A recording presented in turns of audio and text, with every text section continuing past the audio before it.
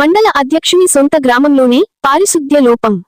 నంద్యాల మండల పరిధిలోని రాయమాల్పురం గ్రామంలో ఎటువైపు చూసినా డ్రైనేజ్ కాలువలలో మురుగునీరు, పారిశుద్ధ్యం లోపంతో కాలువలు కంపు కొడుతున్నాయి. కాలువలలో చెత్తాచెదారం నిలిచిపోయింది. వాటిని తొలగించకపోవడంతో దుర్వాసన వెదజల్లుతుంది. దోమల బెడద పెరిగి రాత్రి పగలనే తేడా లేకుండా దోమల దండయాత్ర కొనసాగుతోంది. వ్యాధులు విజృంభించే ప్రమాదం ఉందని గ్రామ ప్రజలు ఆందోళన చెందుతున్నారు.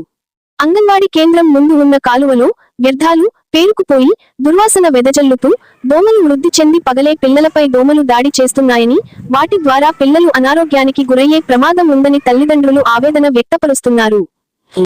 గ్రామంలో పారిశుద్ధ్య పనులు స్తంభించుకోవడంతో సీజనల్ వ్యాధులు ప్రబలుతున్నాయని నామమాత్రంగానే ఫ్రైడే డ్రైడే, నెలలో 3వ శనివారం స్వచ్ఛాంధ్ర, స్వర్ణాంధ్ర లాంటి కార్యక్రమాలు నిర్వహిస్తూ ఫోటోలకు మాత్రమే పరిమితమై పారిశుద్ధ్యం పట్ల అధికారులు నిర్లక్ష్యం వహిస్తూ చర్యలు చేపట్టడం లేదని, బ్లీచింగ్ పౌడర్, దోమల నివారణకు ఫాగింగ్ లాంటి చర్యలు తీసుకోకుండా నిర్లక్ష్యంగా వ్యవహరిస్తున్నారని గ్రామ ప్రజలు ఆగ్రహం వ్యక్తం చేస్తున్నారు.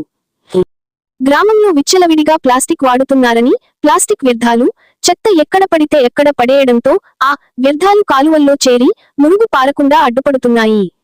ప్లాస్టిక్ రహిత గ్రామాలుగా మారుస్తామని ప్రతిజ్ఞలు చేస్తారు, కానీ అమలు పరచడంలో నిర్లక్ష్యం వహిస్తున్నారు. ఈ గ్రామం సాక్షాత్తు నంద్యాల మండల అధ్యక్షుని సొంత గ్రామం కావడం విశేషం. మండల అధ్యక్షుని సొంత గ్రామంలోనే పారిశుద్ధ్యం అస్తవ్యస్తంగా ఉండటం చర్చనీయాంశంగా మారింది. ఇప్పటికైనా ఉన్నతాధికారులు స్పందించి గ్రామంలో పర్యటించి పారిశుద్ధ్య నివారణ చర్యలు చేపట్టాలని ప్రజలు కోరుతున్నారు.